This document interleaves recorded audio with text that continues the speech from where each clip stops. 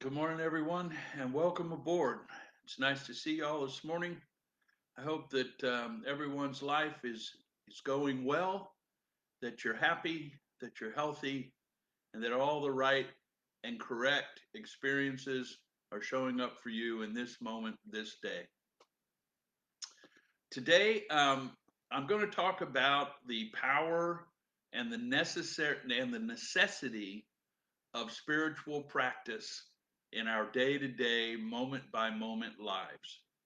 And primarily in America, in the United States of America today, with the culture that we are all active in, we really have three vehicles under which we can practice spiritual consciousness regularly through all the activities of our day. One of those spiritual conscious practices that we can participate in is simply conscious breathing. It's important. Hear me when I say conscious breathing is a spiritual practice. Conscious breathing is a spiritual practice. And so, let's breathe together. In through the nose, out through the mouth. In through the nose, out through the mouth. And so let us begin.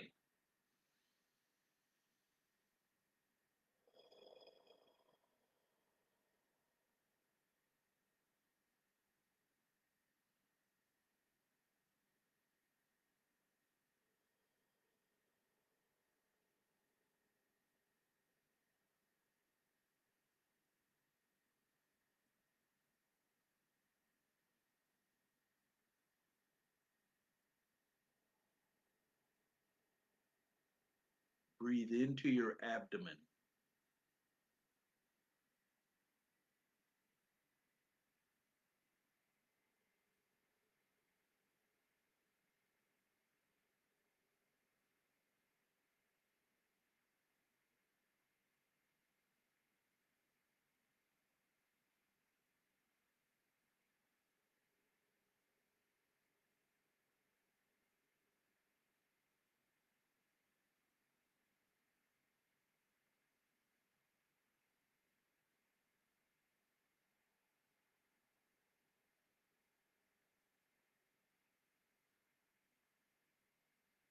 Thank you. Thank you all for sharing these breaths with me. Anyone that's out there that chose to participate in that will feel in their body a sense of calmness, more calm than they were before breathing consciously. In every moment, in every day, whenever that anxiety, whenever that fear comes up, simply take a moment and breathe. In the office, in the car, with the children, with the family, at the grocery store, wherever you may be. In that moment, in that moment of what next, simply if an individual desires to become present in their body, simply breathe. So when I say something like present in your body, it directly relates to the fact that I am the divine expression of infinite creation, God. That which empowers and animates this material experience is the presence of infinite creation, is the presence of the infinite absolute, is the presence of God.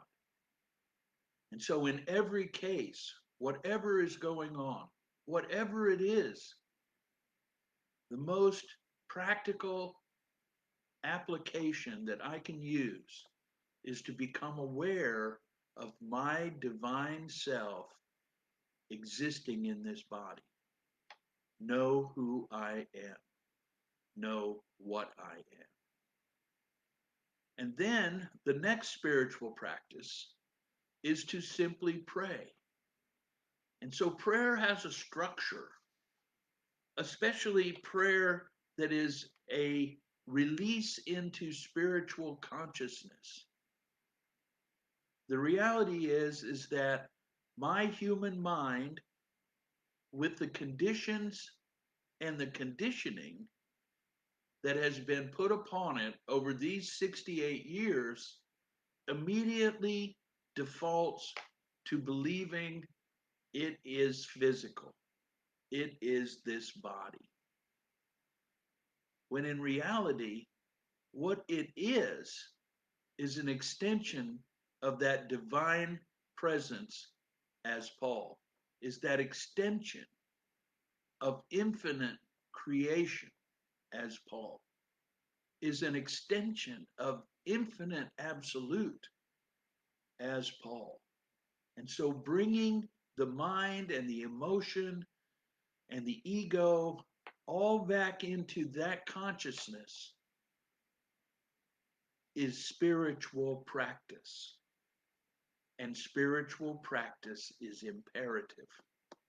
If in fact a person's desire is to be a spiritual being having a human experience.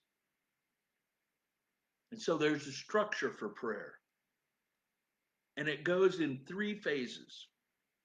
One is the opening, which is basically to state the purpose of the prayer. And two is the code, is the body of the prayer.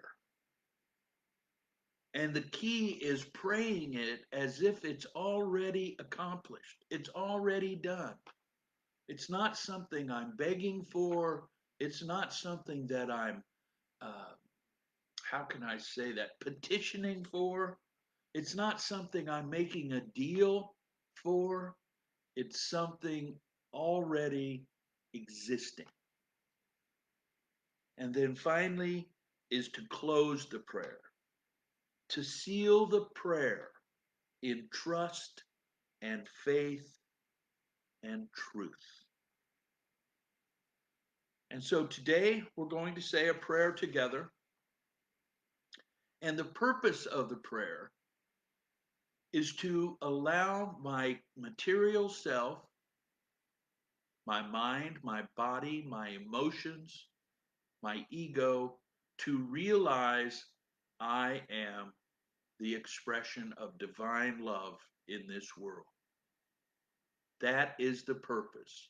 Realize myself as divine love, as the divine expression of God in this world, of infinite wisdom, of infinite understanding in this world.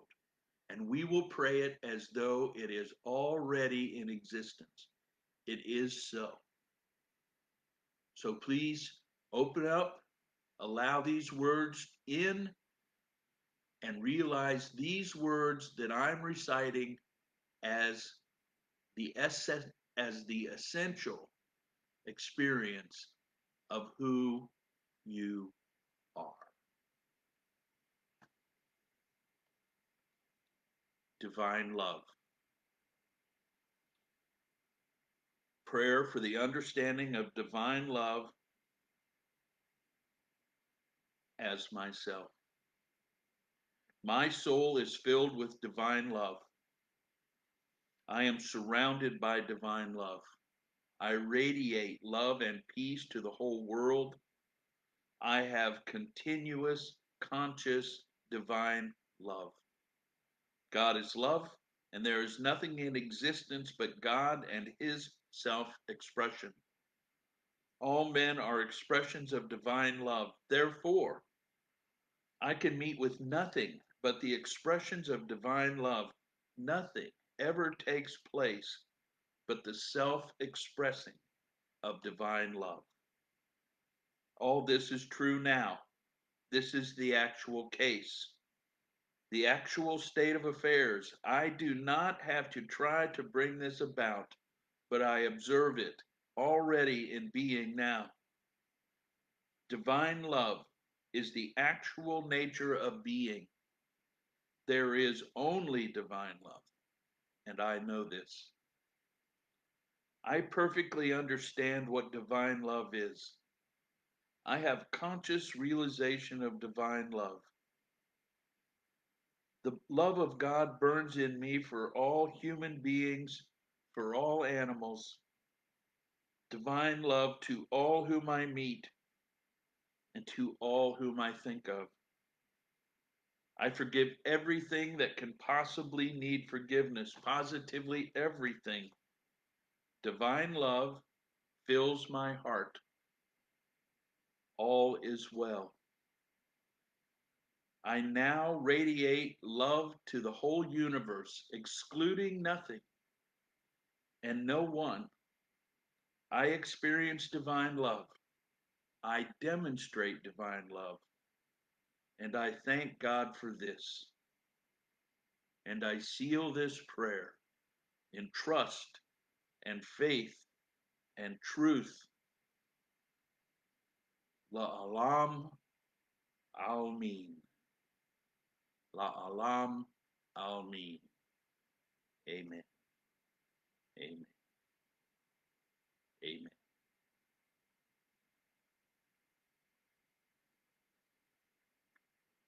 And that is the second spiritual practice that I want to present to you today as a vehicle in every moment of every day, in every way, to simply become that which I am. In that one moment, short prayers are just as good. I am the presence of God wherever I am. I am divine light. Divine light as me loves the world. Whatever the positive, affirmative, in the moment speak is, then completed with in trust and faith and truth. In trust and faith and truth. And once that in trust, in faith, in truth is aligned with the word Amen, then Amen can complete the prayer. But it must be aligned. We must own responsibility for reprogramming the already always default activity in our minds because we are trained to believe that our minds, our whole existence is of this three-dimensional body in this three-dimensional plane. And that is so, but that's just the tip of the iceberg. Our individual power lives in the knowingness that we are creative beings, created in the image and likeness of God. And third, the spiritual practice. The third spiritual practice is desire divine understanding. Desire divine understanding. This seems to be like almost, as Homer Simpson would say, duh. But before we can desire divine understanding, we have to begin to realize that we are connected, we are in communion with divine, that it is our basic, general state of being. Imagine having it available in your mind as a general idea and state of being that I am the presence of God wherever I am. that consciousness in this human being shapes how I act in the world. It also shapes when I know I am out of sync, when I know that in my material expression, I am being less than.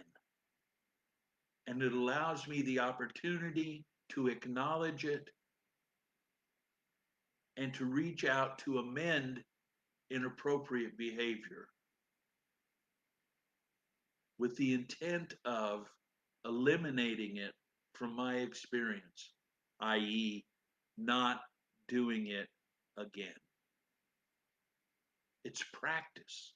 It's practice. It's constant. And it is that which empowers us to be spiritually conscious in this three-dimensional plane. This is not the theology of the past. This is not the Constantinian theology that was brought up to us as basic Christianity. We are not damaged. We were not born damaged. We were not born with original sin that required forgiveness. We are born in the image and likeness of God. We are born with dominion over this three-dimensional plane. What does that mean?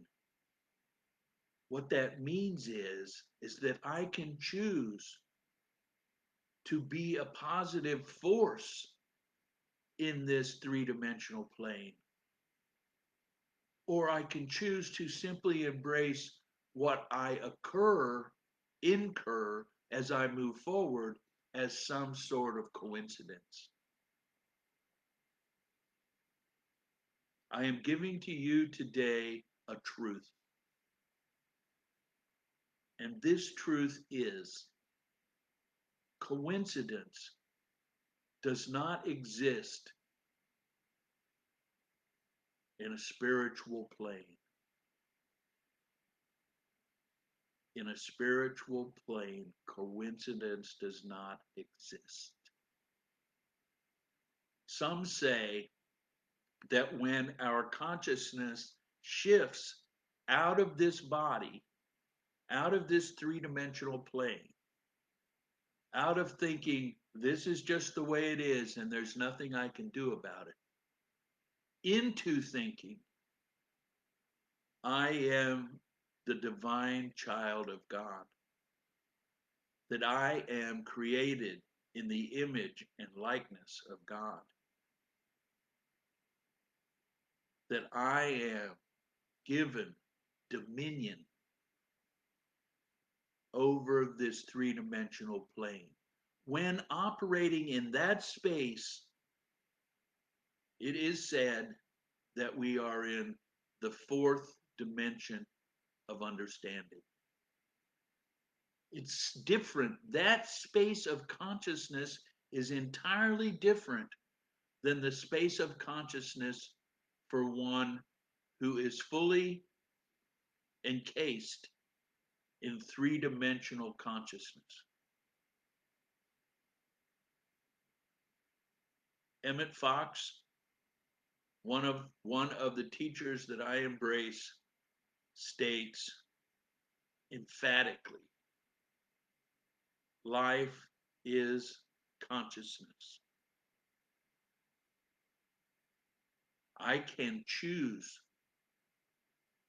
through free will to be conscious in the three-dimensional plane. I can choose by free will to be spiritually conscious in the fourth dimensional plane. And soon the availability to expand into the fifth dimensional plane will be readily available. The shift, the availability will become more and more and more and more and more available on or about the 21st day of December 2020. Mark that day on your calendar and remain aware. And so, beyond these teachings today, I would like to offer you a little bit of homework, if you will. Besides breathing and praying and stating, look up,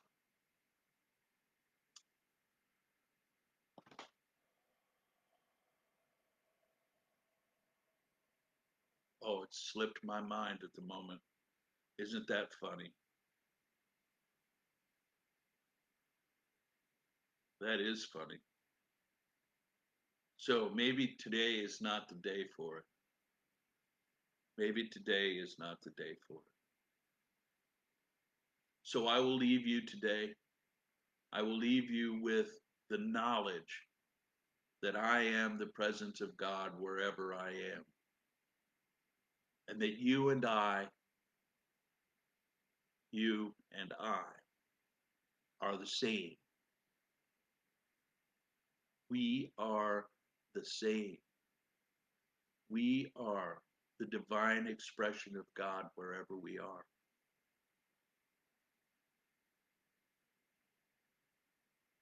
I am the light of God. I am the love of God. I am the power of God. I am the presence of God. Wherever I am, God is. You are the light of God. You are the love of God. You are the power of God. You are the presence of God. Wherever you are, God is.